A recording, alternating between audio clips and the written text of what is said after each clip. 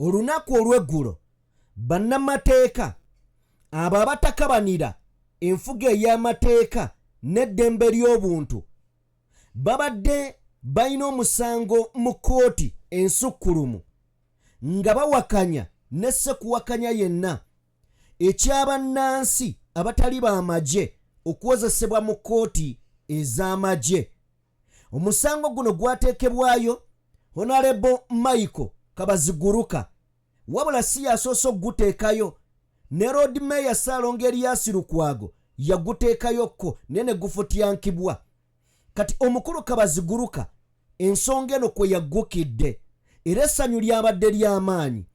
Essanyu lyabadde lingi eri bannamateeka kw'ossa n'abo bannayuganda abatwalibwa mu kkooti z'amagye okuwozesebwa eyo ate nga bandibadde mu kkooti eza bulijjo. However, bwe nabadde njogera nammwe olunaku olwajjo nabategeezezza ne mbagamba ku bigambo bya Bobi Wine bye yali ayogeddeko emabega mu 2022 ng'ennaku z'omwezi 22 zaali 14-22 awo ng'agamba nti mujaguze katono mujaguze mpola ekyo kye babawadde buwanguzi butono nnyo kubanga ate obunene bwe baabajjako. Eyo statement nkulu. Bino byonna byaddiridde omusango ogwabaddeyo era court martial n'egusala bulungi nga bwe njagala nawe wandyagadde. Naye nakugamye mu mboozi gye nakoze nti bino tebinnaggwa. Dwansonga tulabyeko nga bakwata omuntu ne bamukwata kooti n'emuta amagye ne gamuwamba. Bino bye tubirabye. Now olunaku olwajjo bino nkugattidde ebigambo bya Bobi Wine. Mwami Museveni njagala kuzzaayo omwaka oguwedde ennaku z'omwezi zaali mmeka? Omwaka oguwedde Mwami Museveni yagamba bw'ati, njagala kubeera nga nkutegeeza obeere ng'omanyi nti bano abantu tebamala gakuwa. Omwaka oguwedde producer wange nno teyampadde kantu ako. Omwaka oguwedde ng'ennaku z'omwezi 21 November, yes, ng'ennaku z'omwezi 21 November Mwami Museveni yayogera bw'ati. Nga bw'olaba post eyo Mwami Museveni eyo ku screen eyo, Uganda does not belong to judges, lawyers. Uganda does not belong to judges, lawyers. Bigambo bya Mwami Museveni yabyogera mwaka guwedde. Uliriza bw'omala okitegeera nti Mwami Museveni agambye Uganda does not belongs to judges ne baloya. Uganda belongs to tuyinza kinnyonnyola tutya? Uganda tegwa oba Uganda si abalamuzi oba balooya. Kye kigambo ndowooza ekituufu. Uganda si abalamuzi oba balooya. Statement nnene. Kitegeeza Mwami Museveni bino byonna bye tuli mu kutunuulira mu kkooti influence oba bakola nga ye bwawulira ayagala. Now ebyo byonna ng'omaze obitegeera bamaze okujaganya mu katambi kano kenjagala okuwa akawonalebo Sseggona. Bamaze okucacyanca okujaguza obuwanguzi buno bwenjagala okubeera nga nkuwa. Kooti y'amagye, amagye gakawaŋŋamudde okusinziira ku byogenda okuwulira gamaze okubeera nga gakawaŋŋamula. Nyongera okutegeeza mpuliriza amagye gasazizzaamu ebyo byonna ebyakoleddwa kooti, ebyakoleddwa Supreme Court. Bayibuli egamba nti bali balanga ebyo ebyakolebwa mu biro ebyobutamanya. Kakati ebiro by'obutamanya abo bakibabanga kyabadde beekwasa biweddewo kati bamanyi.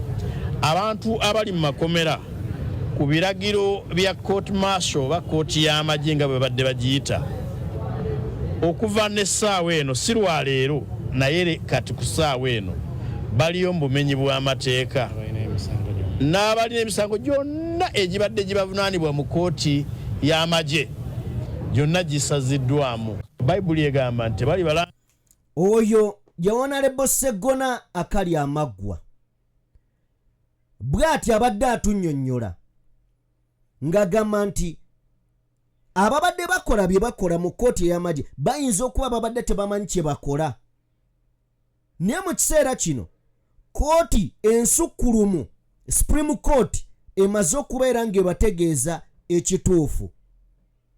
Kati ekituufu kye bategeezezza agamba nti bwe baba babadde babikola mu butamanya kati bamanyi era bamanyi kye bakola. N'agamba nti abantu abali mu makomera mu kiseera kino bateebwe, era tebateebwa tetugamba nti lwaleero wabula essaawa eno, tetugamba nti lwaleero wabula essaawa eno bateebwe. Bino byonna ampuliriza mukwano gwange bizze nga nkugambye nti Bobi Wine yakugamba nti temujaganya dwa buwanguzi obwo obutono bwe babawadde, kubanga obuwanguzi obunene be babusigazza, obuwanguzi obunene be babusigazza. Bino byonna nga bigenda mu maaso tubadde tuli awo positi n'efuluma. Positi eno efulumidde ku mukulu amanyiddwa nga Chris Magezi. Chris Magezi ataddeyo agambye nti UPDF official statement, ne Mwami Muhoozi naye kennyini n'agenda maaso n'okubeera ng'agiteekayo, ono yatwala eggye ly'eggwanga. Mwami Muhoozi agambye bw'ati, agambye the General Court Martial will continue to try individuals who, n'agamba gwe wenna aneegezaako okutta pulezidenti w'eggwanga, agamba nti gwe wenna anaasangibwa nga weenyigidde mu nsonga ezirimu okulwanyisa against bannayuganda, oyo yenna anaasangibwa nga yeenyigidde mu mbeera ez'obutujju, okulumbagana bannayuganda. N'agamba nti kano Kizza Besigye tagenda kuteebwa okutuusa nga afeesinze emisango gye yakola mu bujjuvu ate mu kooti maasho. Ekyo mu kikooti mu bujjuvu ate mu kooti maasho. Gen.Muhoozi wakati mu byonna ebikoleddwa Supreme Court, kooti ensukkulumu, wano aba abiyiyeeko amazzi. Wakati mu byonna ebikoleddwa Supreme Court, wano aba abiyiyeeko amazzi. Abalamuzi bano bonna omukaaga nga bakulembeddwamu Ssaabalamuzi Alfonso Owiny-Dollo, byonna bye bayogedde wano bamaze okubeera nga bagamba tebigenda kukola. Eno ye Uganda eyaddala. Abantu mubeera eyo. Lwaki nze oluusi nfuna obuzibu n'abantu? Ntera okubeerako n'abantu abamu. Nfuna obuzibu n'abantu mu ngeri bweti nti oli ajja n'akunyumiza Uganda n'akugamba nti obuzibu mmwe abali ku opposition bwe mulina, mukwata NRM ne mugikompeyalinga oba NRM ne gavumenti mwalemu okubyawula. Oli olwakunnyonnyola mwalemu okwawula NRM ne gavumenti.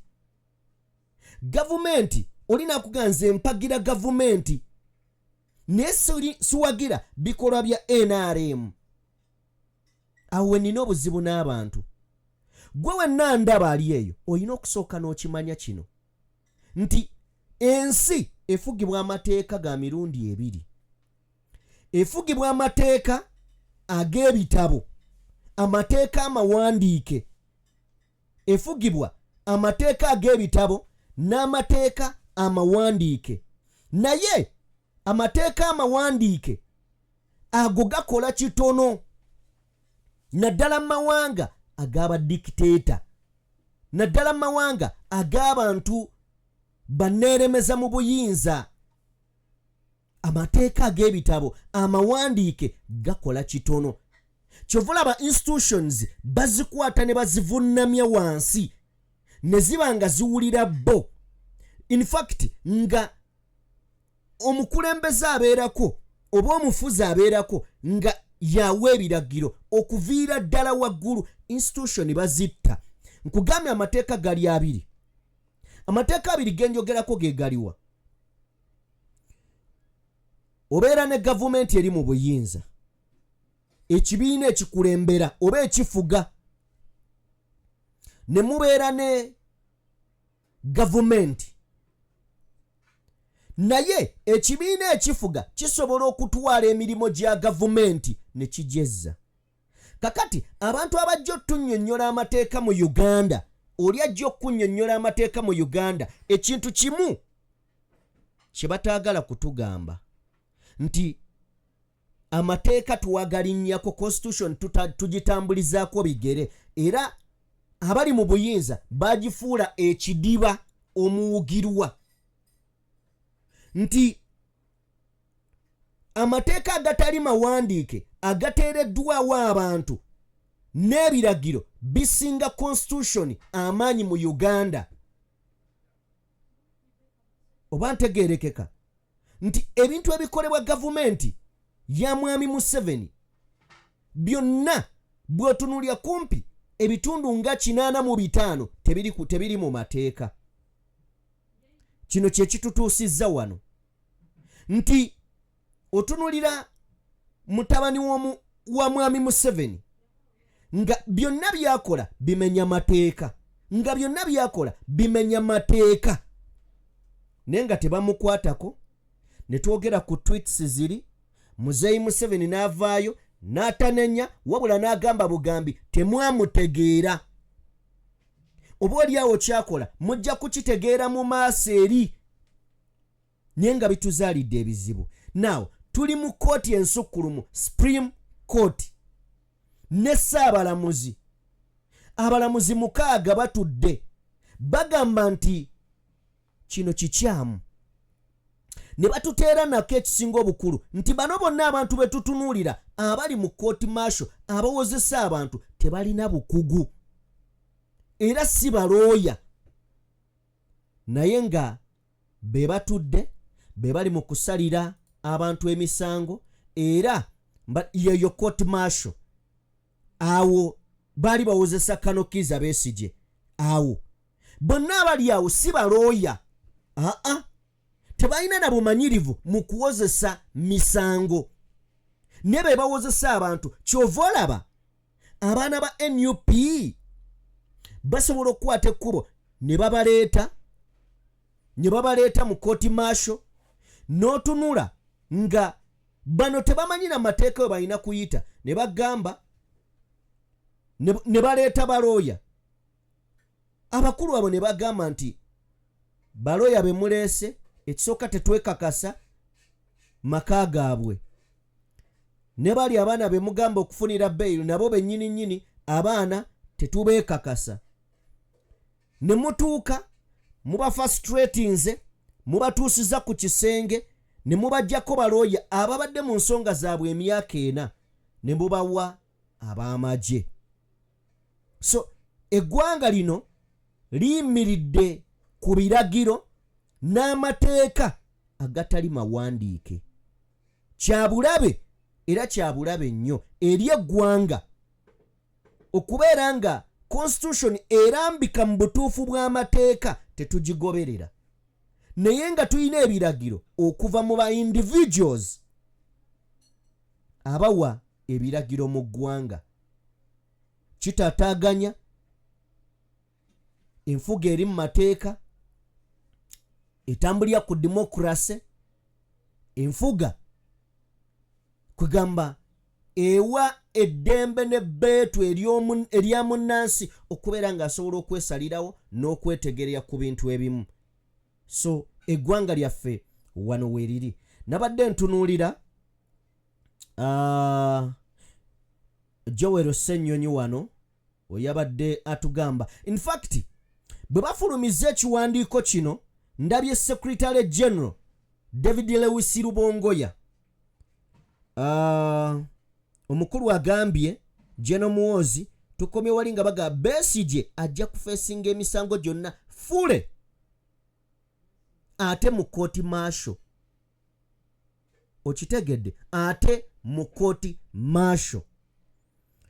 Takomyawo n'agamba nti final decision of this matter will be made by General Museveni. Final decision on this matter will be made by General Yoweri Kaguta Museveni, the Commander-in-Chief and Chairman of the High Command. Kitegeeza eno statement yetugamba nti mmwe abalamuzi abaakoze kino bye mwayogedde tebiina makulu.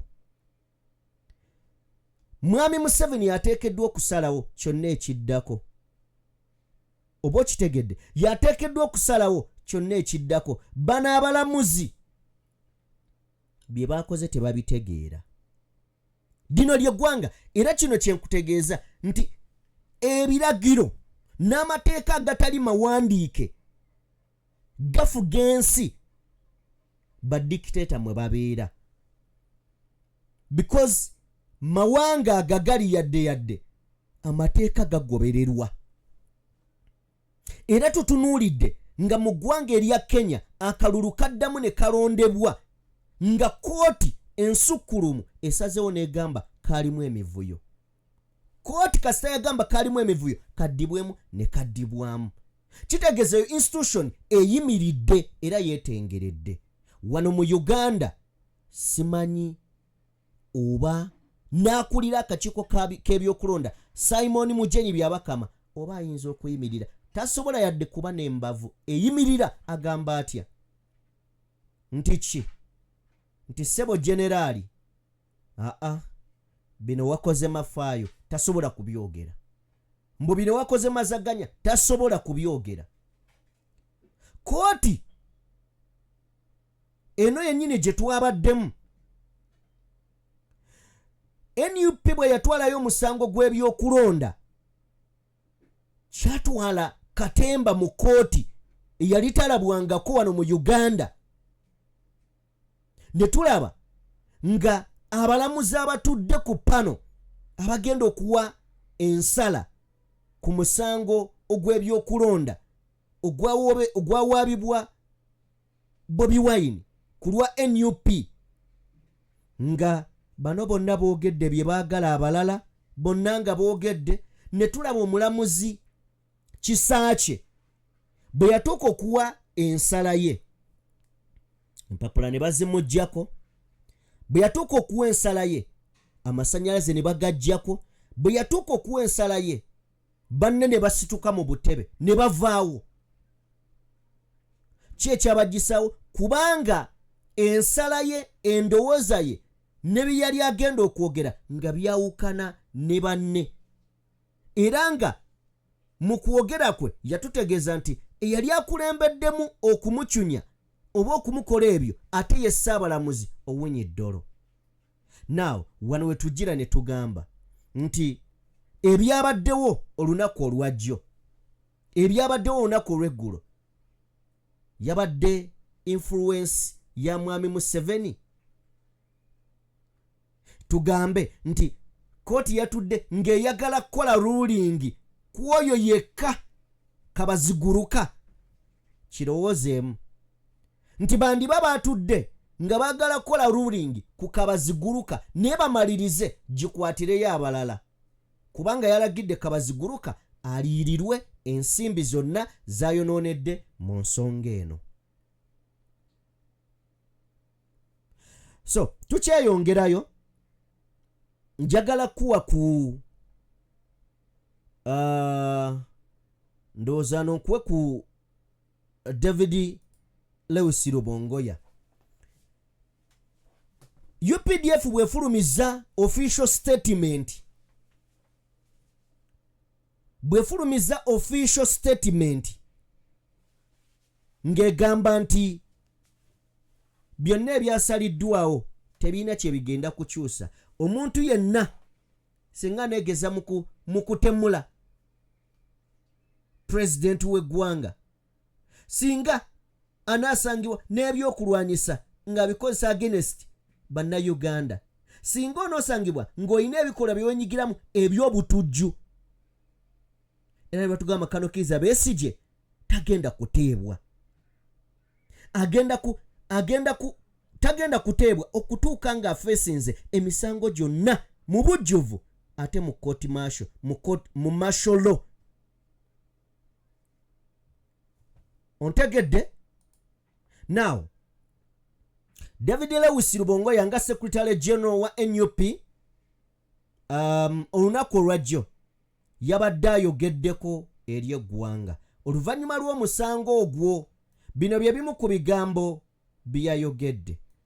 Then tujje wano katufune ebigambo bya Secretary General David Lewis Lubongoya. Basanyufu nnyo olw'ensala ya kooti ensukulumu mu ggwanga. Nga bwe tuzze tubagamba nti struggle buli omu oli osobola okukolerawo struggle. Bannamateeka bagenda mu kooti, ababaka ba palamenti ne bakolera eyo, n'awalala abamu ne bagenda ku street n'ebirala. Eyo struggle basebo ne banyabo. Era olunaku olwaleero twagala kwebaza bannamateeka abadde bagoberera ensonga eno. Kooti ensukulumu yakyogedde bulungi nnyo nti eyo si kooti, era abantu baffe ababulijjo tebalina kukozesebwa kooti eyo. Era nekyogerako bulungi ne bannamagye abawozesebwa balina okuba n'eddembe lyabwe, si kubatuusayo ne babatulugunya ne babatuusaako obulabe bwe badde batuusaako. Twagala kwebaza bakomuledu baffe 9 abaagana kukkiriza emisango gye batazza. Tukira bulungi Balamu ng'akolera ku biragiro bya Museveni yagenda n'apeerereza abawagizi baffe abamu 19 ne bakkiriza emisango gye batazza. Naye 9 mu bo ne bayimirira ne bagamba ffe tetugenda kukkiriza emisango gye tutakola. Era bwe baba batulaba olunaku lwaleero ekitalya tubeebaza bazira baddala. Ffe nga NUP kya mu mwaka gwa 2020 abantu baffe abawera ddala 2,000 bayise mu kooti y'amagye. Mujjukira abantu baffe be bakyakalangala ba Edi Mutwe Balumbye abalala babatwala eyo kooti y'amagye ekibadde kigifuula nga si kooti nga byekola tebiri munansa completely. Ne bagamba nti babasanga n'amasasa simanya 2 ekavule. Abantu 49 n'obateeka ku kisango bwe kityo ne babasiba emyezi 7 kakati ne batwala abaana baffe abalala abamaze emyaka 4. So tuli basanyufu n'ensala ya kooti eno, era abaana baffe tubeekalizinga kati beleeti tugenda kuzambalira ddala kubanga badde batya kwambalako beleeti zaffe nga batya kooti y'amagye. Twabagamba beleeti zaffe si z'amagye, obolo zaffe si z'amagye. Kakati engeri kooti y'amagye kooti ensukulumu bwekyogedde bulungi nnyo eri si kooti, tusuubira nti ate temugenda kuddamu kukwata abantu baffe abambala zi beleeti abambala zi obolo zaffe n'ebirala kati tusimbudde. Ebyo bye byabadde ebigambo bya Secretary General David Lewis Lubongoya olunaku olwajjo awo ku kooti masho ebweru. Kakati ebyo byonna byogeddwa. Njagala kufuna ku bigambo bya Joel Ssenyonyi byayogedde naye tusooke ku bigambo bya Joel Ssenyonyi then ndowooza tweyongereyoko wano twongere okubeera nga nabyo tubiyisaamuko. Joel Ssenyonyi ebigambo bibiri luddawa. Okay, abo babadde batuuka ku kooti. Joel Ssenyonyi. Okay, katufune bino. Okay. Nti kooti z'amagye zikozesebwa okutulugunya bannansi abatawagira gavumenti eno. Tulina political prisoners baffe nga NUP ababadde emyaka 4 n'okweyongerayo. kakati juzi nibongerako ne Dr. Kizza Besigye, Hajo Bed Lutale, Council Aaron Kizza, kubanga tebawagira government eno kyovudola banga bakozesa kooti eno okufulugunya bannansi bakuteekayo eyo tokkirizibwa na kufuna kakaluka kooti boogezaako okwogera ku nsonga ez'enjawulo contempt of court ne bakusiba emyezi 9 n'ebirala bwe bityo. So kirungi nti kooti eno ensukkulumu ewuliriza amaloboozi g'abannayuganda g'abannansi abazze bagamba nti kino kikyamu okutulugunya bannayuganda nga mukozesa kooti y'amagye eno kubanga bannansi tewali nsonga lwaki babeera mu kooti y'amagye. Kino tuzze tukyogerako ebbanga eriwera.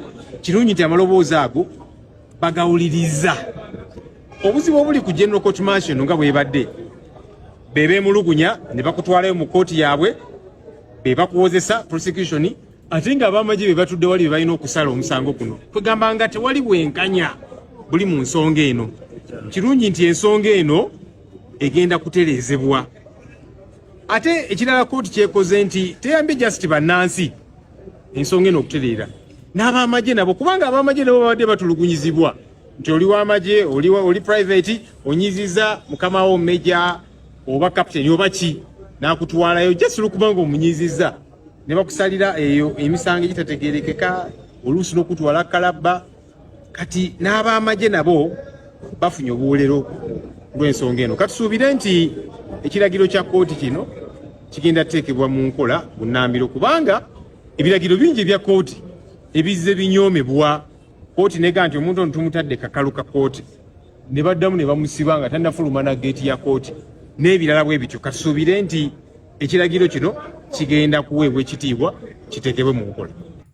Olunaku olwajjo bwe nabadde nga njogera ku mboozi eno nabagambye nti Joel Ssennyonyi yayogedde bulungi ku nsonga eno kubanga twalaba Shamimu Honorable Segirinya ne Sewanyana kooti yabata negamba nti bali free. Bali bakafuluma bwe bati drone z'amagye abasajja ababagalidde emmundu ne babasalako era ne babazaayo mu Mukomera mbumpimpi ne bawambibwa mu maaso ga kooti. Now bino bye biriwo nja kuzzaayo nnyo akatambi kano. Don't be so quick to celebrate when they give you the small victories. They are the ones that stole your big victory. In their first place, they are not independent. Tukize ku balamuzi nga tubigamba oba nga tubyegamba bannayuganda tuleme kukyamuukirira nnyo olunaku olwajjo kubanga aka akakiiko k'abalamuzi tekali independent.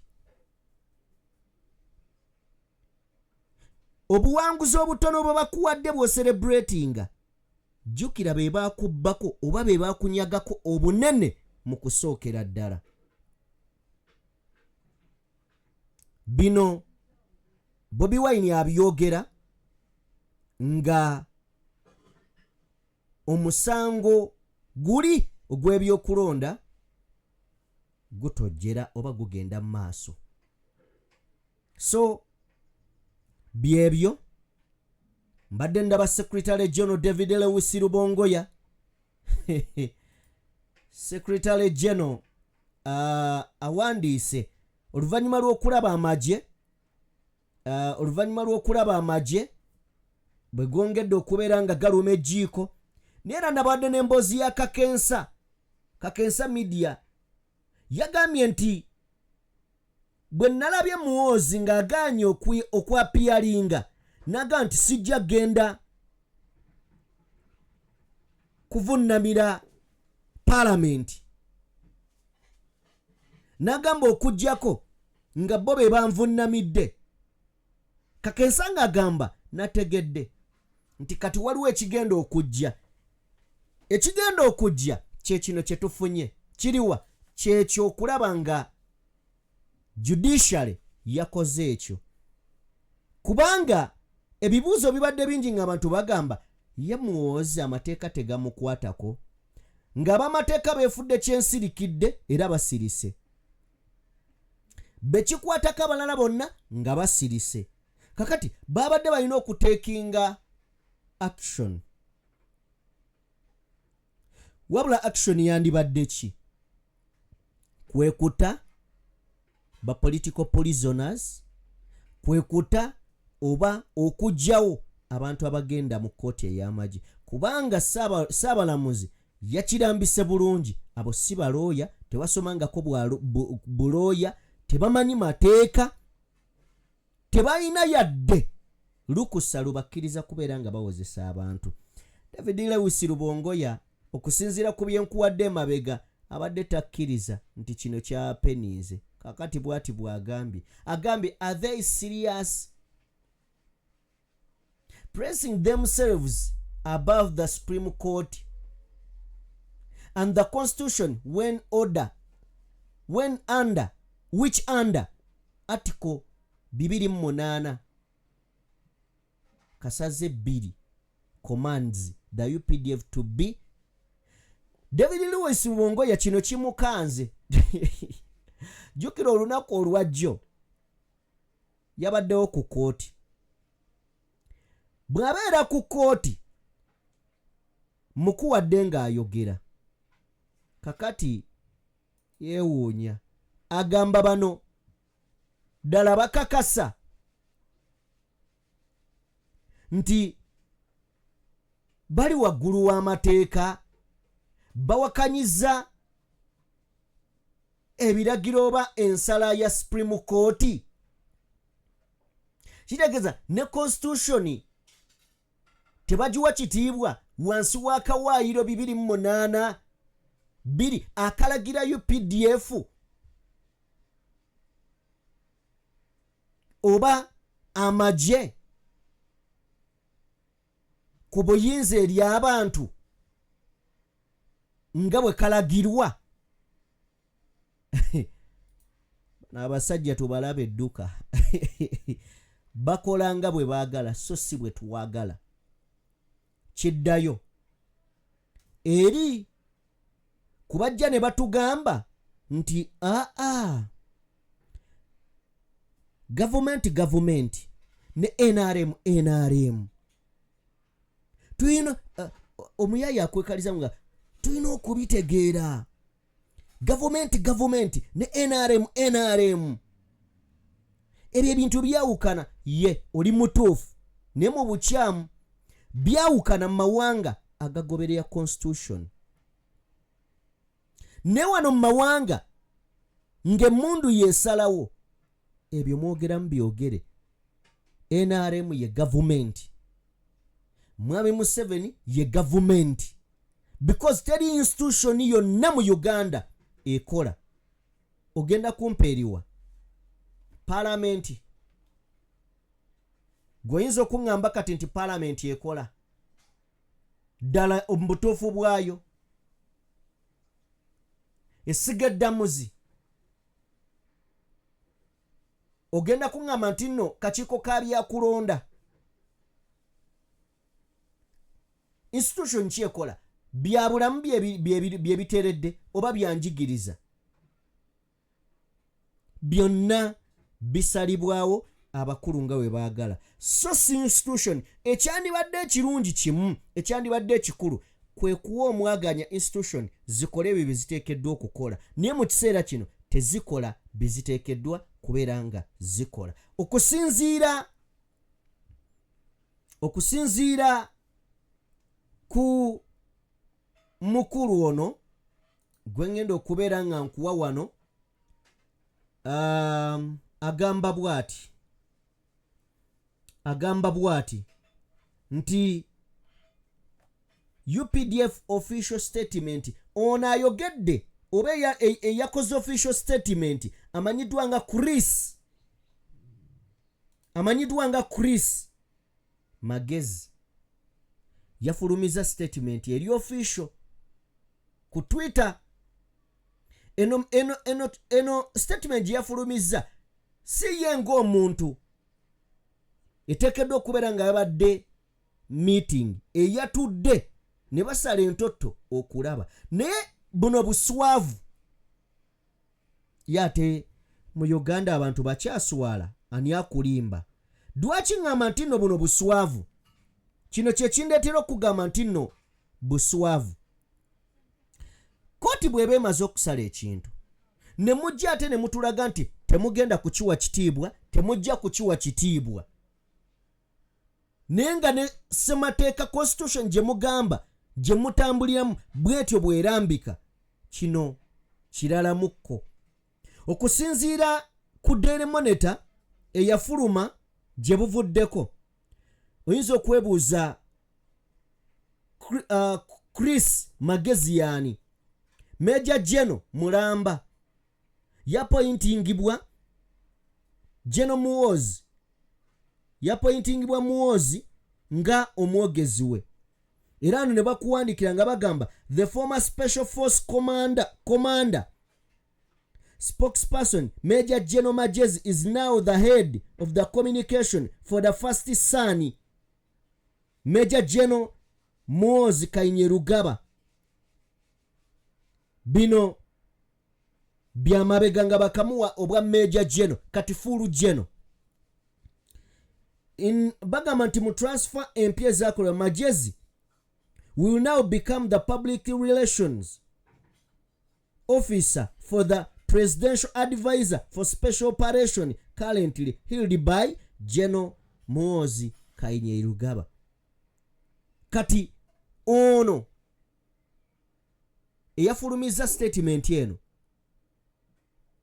mu kiseera kino ndowooza yayogerera omukulu kubanga baamumuwa mabega kati alabika yakyamwogerera ye yafulumiza ekiwandiiko ekyo ekikonfirming era ekikakasa nti eno yabadde meeting gye baatuddemu ne bakubaganya ebirowoozo ne bavaayo n'ekyo kye tufunye awo ekisooka bajeemedde kooti Supreme Court bajeemedde Chief Justice bwe baba bajeemedde abo ani gwe bagenda okugondera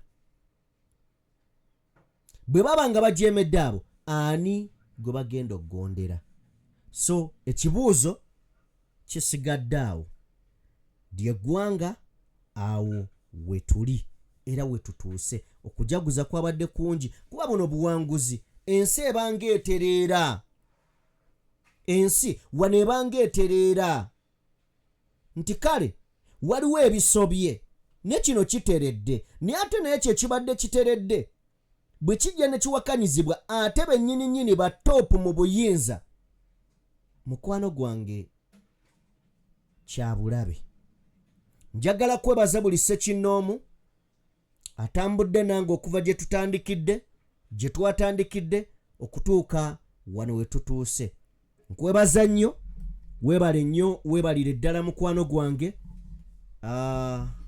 tojjanga okwo ngenda kusaba gwe yakatwegattako omulundi gw'ogusoose nga gwe mulundi gw'osoose okulaba omukutu guno nkusaba subscribinga bingi ogenda kubeera nga obifuna teweerabira kuwa vidiyo yaffe like kino ekikoleddwa amagye oba ab'ebyokwerinda balumbye essiga eddamuzi era ne bagaana ne bawakanya okusalawo okwessiga eddamuzi eggwanga lyaffe aweriri kino kya bulabe gwe munnayuganda ali eyo oteekeddwa kivumirira kuba kikyamu mu mateeka mu ntegeero ey'obuntu na buli kimu kikyamu mukama katonda abankuumire tusinkane mu mboozi eddako tusobole okuba nga tubaako ebirala bye tutunuulira eno